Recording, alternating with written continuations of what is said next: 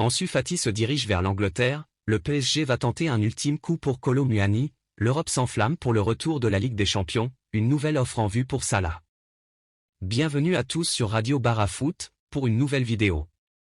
Avant de commencer, assurez-vous de vous abonner à notre chaîne pour ne rien manquer de l'actualité sportive et n'oubliez pas d'activer les notifications. Nous commençons en Espagne, où l'un des récits captivants en Catalogne touche à sa conclusion. Comme illustré en première page de Mundo Deportivo ce jeudi, le dossier Ansu Fati est sur le point d'être clôturé.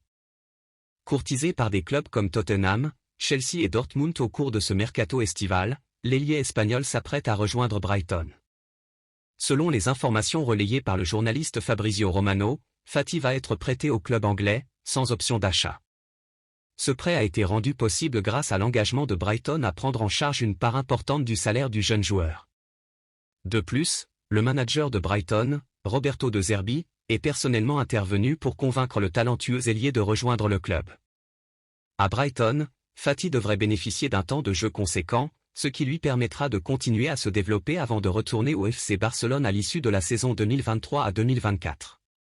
Toujours en Espagne, mais du côté du Real Madrid, la blessure de Vinicius Junior pousse à envisager deux solutions selon Marca, utiliser Rodrigo sur l'aile gauche ou donner davantage de temps de jeu au jeune Gonzalo. Nous filons en France, où le PSG ne renonce pas à Kolo Muani. Randal Kolo Muani est résolu à rejoindre le PSG et a lancé un bras de fer avec l'Eintracht Francfort en manquant l'entraînement hier. Cependant, le club allemand demeure inébranlable. L'équipe, dans ses articles, dévoile les dessous de ce conflit. Francfort maintient sa position catégorique en exigeant 100 millions d'euros pour le joueur. Cette posture découle de l'opinion du club selon laquelle la vente du joueur n'est pas une nécessité impérative. Pourtant, l'issue de ce dossier reste incertaine. Le PSG, sous la houlette de son président Nasser Al-Khelaifi, entend persévérer jusqu'au bout.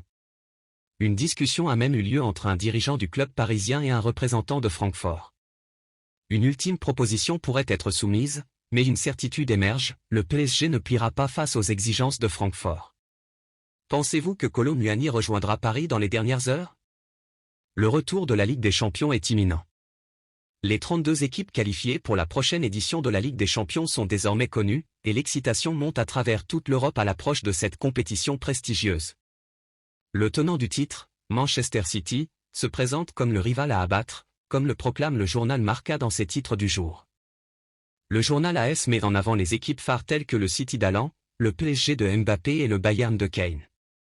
Le Mundo Deportivo nous rappelle les équipes participantes réparties en 4 chapeaux distincts. En Italie, la Gazzetta dello Sport évoque 4 boules pour un rêve, avec un club italien représenté dans chaque chapeau, à l'image d'Osimhen pour le Napoli, Lautaro pour l'Inter, Giroud pour l'AC Milan et Immobile pour la Lazio en tête d'affiche. Le tirage au sort des phases de poule se tiendra à 18h, une étape très attendue pour les fans de football. Nous terminons en Angleterre, où une nouvelle offre est en vue pour Salah. Selon le Daily Mail, Al Ittihad, le club de Karim Benzema, persiste dans sa tentative d'attirer Mohamed Salah. Le club saoudien ne relâche pas ses efforts et est prêt à mettre Liverpool à l'épreuve en présentant une offre. Ils sont confiants qu'ils pourraient réussir à convaincre Salah de rejoindre leur rang avant la fin du mercato. Cependant, rien n'est certain, car le Daily Mail souligne que Jürgen Klopp, l'entraîneur de Liverpool, ne serait pas du tout en faveur du départ de Salah, et sa réaction serait furieuse si cela devait se produire.